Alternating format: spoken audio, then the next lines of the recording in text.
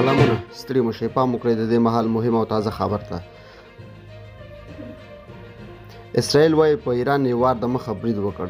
د اسرائیلو صدراعظم بنیامین نتنیاهو په یوه ثبت شوي ویډیو پیغام کې وویل چې اسرائیل د ایران د بالستیک توغندیو د پروګرام زړه په نښه کړی او دا بریدونه د ایران د اټومي زیربنا او دغه هیواد ډېری پوځي وړتیاو د زیانمنولو په هدف ترسره شو.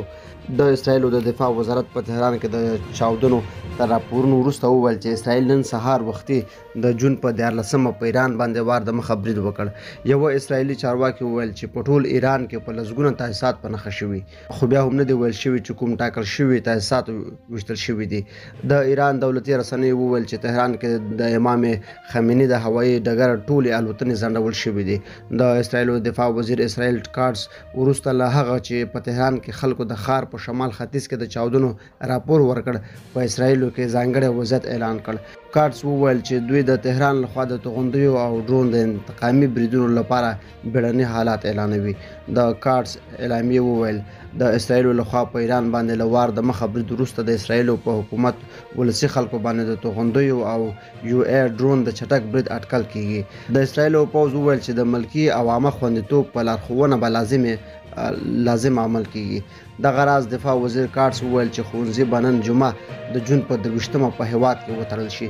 سپینې ماڼۍ سمدستي تبصره نه ده کړې. CNN راپور ورکړ چې د امریکا ولسمشر ډونالډ ټرمپ د کابینې په کچه غونډه رابللې ده. د وال سټریټ ژورنال ورځپاڼې د راپور په اساس د اسرائیلو صدراعظم بنیامین نتنیاهو د دې اونۍ په پیل کې ټرمپ سره په ټلیفوني خبرو کې په ایران باندې د بریدونو د احتمال په هکله وغږېده. ټرمپ په سپینه ماڼۍ کې خبریالانو ته وویل زه نه غواړم ووایم چې برید نږدې دی، خو داسې ښکاري چې دا یو څه دی چې د پیښېدو ډېر احتمال یې کېدی شي.